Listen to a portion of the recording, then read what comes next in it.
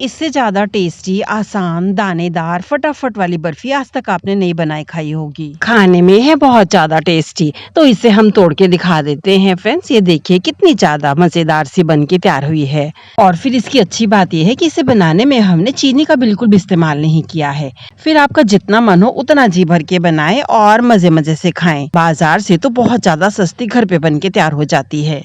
और फिर घर की बनी है तो साफ शुद्ध तरीके से बनकर तैयार तो होगी ही।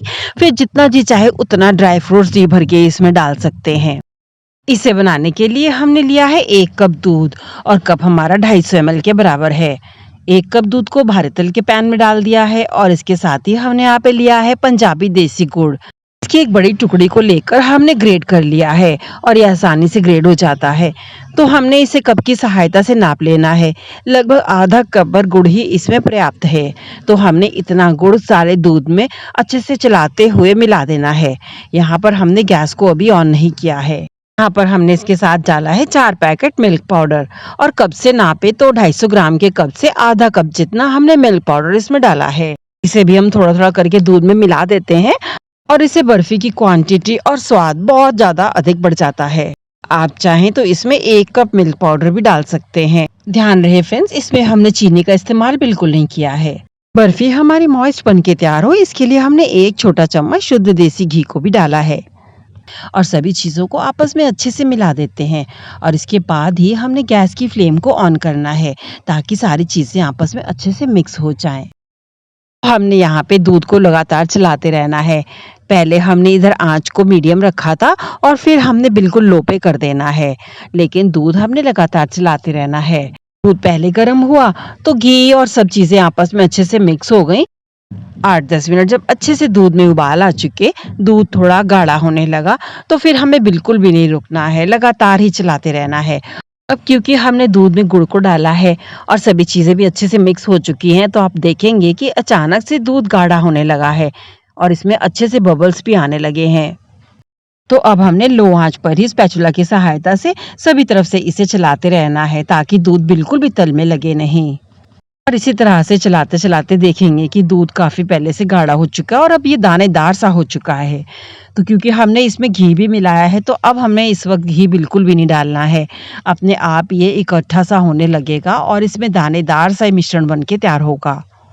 और अब हमने गैस की फ्लेम को ऑफ कर दिया है। स्पैचुला की सहायता से चलाते हुए थोड़ा सा इसे हम ठंडा कर लेते हैं, लेकिन इसे बहुत ज़्यादा ठंडा नहीं करना है। हमने इसे ग्रीस किए हुए डिब्बे में डाल दिया है। आप जिस मोल्ड में भी चाहें या फिर किसी टिफिन में चाहें तो उसमें भी आप इसे जमा सकते हैं।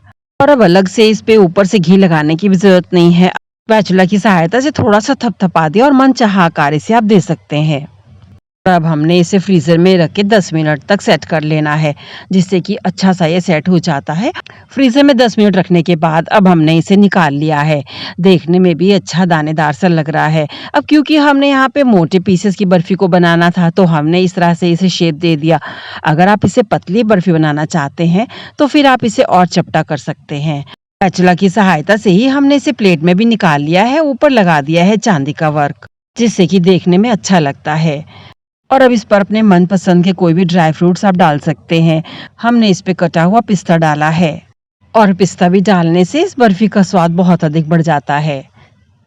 पिस्ता को डालने के बाद भी स्पैचुला की सहायता से थोड़ा थोड़ा हमने इसे दबा दिया है ताकि अच्छे से ये चिपके रहें और देखने में और खाने में तो अच्छे लगते ही हैं। तो इन्हें भी थोड़ा दबाते हुए हमने सेट कर लेना है। और अब हमारी बर्फी बनकर बिल्कुल तैयार है। अब चाकू की सहायता से मनचाहे पीसेस को कट कर लेना है और हमने इन्हें चौकोर टुकड़ों में काट लिया है। आप चाहें तो सीधे सीधे लंबे लंबे पीसेस में भी इसे कट कर सकते हैं और इसी रेशियो से जितनी मात्रा चाहे बर्फी की बढ़ा सकते हैं। ये बर्फी देखने में तो अच्छी है ही, हेल्दी है, खाने में भी बहुत ज़्यादा स्वादिष्ट है। तो इसे हम तोड़ के दिखा देते हैं फ्रेंड्स। ये देखिए कितनी अच्छी सी बर्फी बनकर तैयार हो चुकी है। खाने में मिठास इसकी बराबर है और ये दानेदार से बन के तैयार हुई है। बेहद स्वादिष्ट है। लग रहा है ना किसी हलवाई की दुकान से आई हो। इसे खाने के बाद कोई कह ही नहीं सकता कि ये बाजार से ना लाई गई हो। बर्फी बनाने का तरीका अच्छा लगा हो तो हमें सब्सक्राइब करना ना भूलें।